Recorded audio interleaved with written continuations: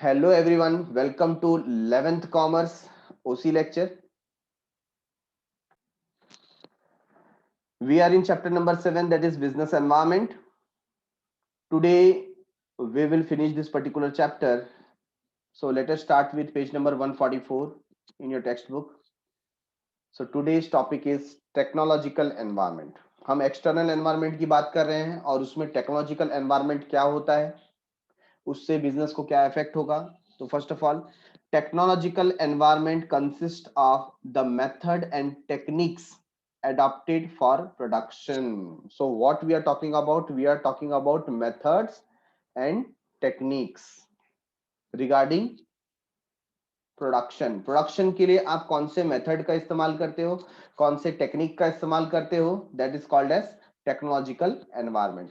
The varying technological environment affect the designing of product. Technological environment जितना change होगा, product का design भी वैसे चेंज होगा. Technology is the most dramatic force shaping the destiny of people and business. Technology की वजह से आज लोगों की जिंदगी क्या हो रही है, चेंज हो रही है. आप खुद ही देख सकते हैं.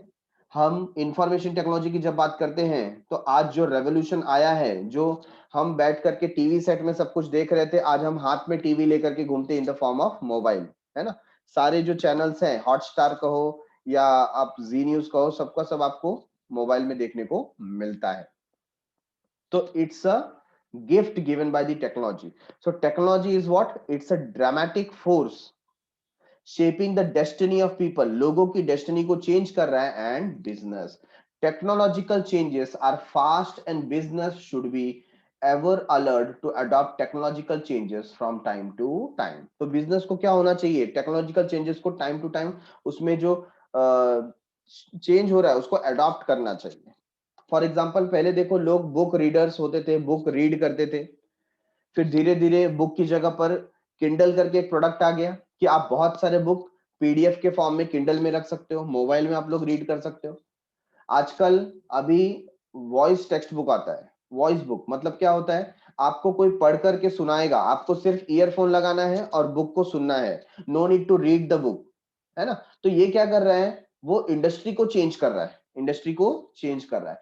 It may be noted that scientific research for innovation in product and services is a regular activity in business firm. तो business firm में scientific research ये तो regular activity है, because nowadays no firm can afford to persist with the outdated technology. कोई भी technology के मामले में पीछे रहना नहीं चाहता. For example, digital India initiative by government of India. तो गवर्नमेंट ने भी डिजिटल इंडिया का स्लोगन दिया हुआ है ताकि पूरा का पूरा इंडस्ट्रीज क्या किया जा सके, डिजिटलाइज किया जा सके. लीगल एनवायरनमेंट की बात करते हैं. किसकी बात करें, लीगल एनवायरनमेंट. क्या होता है लीगल एनवायरनमेंट, आप जो भी कोई पर्टिकुलर बिजनेस स्टार्ट कर रहे हो, इंडस्ट्रीज डेवलप कर रहे हो, आपको पहले देखना पड़ेगा कि आपके ऊपर जनरली और स्पेसिफिकली कौन से लॉ अप्लीकेबल होते हैं.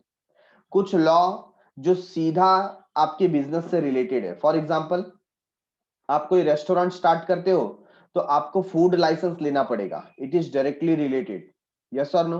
बाकी जो जनरल है ना, जैसे चाइल्ड लेबर है, वो सबको अप्लीकेबल है, तो आपको भी अप्लीकेबल है. तो ऐसे कौन कौन से लॉ हैं जो आपको अफेक्ट करते हैं, उसका स्टडी आपको करके रखना पड़ेगा ताकि आप सारे कानून का पालन कर सके, किसी भी कानून का उल्लंघन ना करें. Business in a country can be started, regulated, control. देखिए तीन चीजें यहां पर बता दी. Started, regulated, control and expanded only within the legal framework of the government. जब तक आप लीगल फ्रेमवर्क में काम करोगे तब तक आपको करने दिया जाएगा. बेस्ट एग्जांपल टिकटॉक देखिए, पबजी देखिए. जहां पर हमारे कंट्री के लॉ से, स्टैंडर्ड से मैच नहीं कर रहा था, तो हमारी गवर्नमेंट ने टिकटॉक भी बैन कर दिया, पबजी भी बैन कर दिया, और आप लोग इससे अवेयर हैं. बीच में कुछ 5 से 6 दिन पहले ट्विटर को भी एक नोटिस गया था. 26 जनवरी के दिन जो प्रॉब्लम हुआ था, तो सरकार ने लगभग 1200 अकाउंट के ऊपर एक्शन लेने के लिए ट्विटर को बोला था, और ट्विटर ने कुछ 250 अकाउंट्स को बैन किया और 12 घंटे के भीतर फिर से उनको बहाल कर दिया. ऐसे केस में गवर्नमेंट ने नोटिस भेजा कि हम जैसा बोल रहे हैं वैसा करो, अदरवाइज हम क्या कर देंगे, कुछ एक्शन लेंगे। बात समझ में आ रही है आपको? तो जब तक आप लीगल फ्रेमवर्क में काम करते हो तब तक ठीक है, लेकिन अगर आप लीगल फ्रेमवर्क के बाहर चले गए तो हो सकता है आपको अपना इंडस्ट्री, आपका बिजनेस बंद करना पड़ेगा। तो अगर किसी कंट्री में आपको बिजनेस स्टार्ट करना है, रेगुलेट करना है, कंट्रोल करना है या एक्सपांड करना है, इन सच अ केस आपको उसका जो लीगल फ्रेमवर्क है उस कंट्री का, उसमें काम करना पड़ेगा। In this connection, all countries of the world have a separate set of laws for the control and direction of the business. तो हर एक कंट्री का अपना अपना क्या होता है, रूल्स एंड रेगुलेशंस होता है। All business managers should have the knowledge of law for taking decision. तो कोई डिसीजन लेने के लिए आपको वहां के कानून का पूरा इंफॉर्मेशन होना जरूरी है। तो अगर आप इंडिया में हो तो कौन कौन से आपको कानून लग सकते हैं, जैसे Indian contract act 1872, workman's compensation act 1923, industrial dispute act 1947, standards for weight and measure act 1969। इसके बाजू में जो ये ईयर दिया है ना, इसमें अमेंडमेंट होके उसको चेंज किया गया है, क्योंकि बहुत पुराने लॉ थे तो उसमें अमेंडमेंट होना जरूरी था, उनको चेंज किया गया। कंज्यूमर प्रोटेक्शन एक्ट 1986 2018 में प्रपोज किया गया, उसमें संशोधन के लिए। Competition act 2002। तो ये कुछ लॉ है जो सारे इंडस्ट्रीज या बिजनेस को लागू होते हैं in general. Years in the bracket either denotes amendments और proposed amendment in the act. तो ये जो ब्रैकेट में इंफॉर्मेशन दिया है, इस साल में इसमें कुछ चेंजेस लाए गए हैं। तो here we have completed with this particular chapter which is related to business environment. Initial basis पे अगर हम देखें तो हमने इस पूरे पर्टिकुलर चैप्टर में क्या क्या डिस्कस किया है। ये रेस्ट ऑफ द थिंग्स जो आप देख रहे हैं ये करंट ईयर के लिए ऑप्शनल है, तो हम इन डिटेल नहीं जाते हैं। तो सबसे पहले हमने देखा बिजनेस एनवायरनमेंट क्या है और उसका डेफिनेशन क्या है। फिर हमने गो थ्रू किया इंपॉर्टेंस क्या है बिजनेस एनवायरनमेंट का। जनरली बिजनेस एनवायरनमेंट के थ्रू हम कर सकते हैं स्वॉट एनालिसिस। विच एनालिसिस? स्वॉट एनालिसिस, जिसके अंदर होता है स्ट्रेंथ और वीकनेस का टेस्ट, और आपको पता चलता है अपॉर्चुनिटीज एंड थ्रेट क्या है। इंटरनल एनवायरनमेंट जो होता है उसकी जब आप स्टडी करेंगे तो उससे आपको स्ट्रेंथ और वीकनेस का पता चलता है। और जब आप स्टडी करते हैं एक्सटर्नल एनवायरनमेंट तो उससे आपको पता चलता है कि आपके लिए अपॉर्चुनिटीज क्या है और थ्रेट क्या है।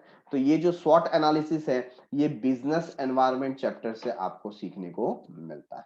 सो इंपॉर्टेंस क्या है? Determining opportunities and threats, giving direction for growth, growth के लिए डायरेक्शन मिलता है, continuous learning, image building, meeting competition, identifying forms strength and weaknesses. तो जब आप ये बिजनेस एनवायरनमेंट को स्टडी करते हो तो ये 6 बेनिफिट शॉर्ट आपको उसमें से मिलता है। एक कॉम्पिटिटिव एडवांटेज आपको मिलता है ताकि आप सरवाइव कर सको, ग्रोथ कर सको। डायमेंशंस ऑफ बिजनेस एनवायरनमेंट हमने देखा, एक होता है नेचुरल एनवायरनमेंट, दूसरा है social environment, then political environment, economic environment, फिर आज जो हमने किया technological environment and legal environment. ठीक है, सो इसी के साथ ये पर्टिकुलर चैप्टर समाप्त करते हैं। Thanks a lot for watching, मिलते हैं नेक्स्ट एपिसोड में, तब तक के लिए बाय बाय, शुक्रिया, शब्बा खैर, सायोनारा।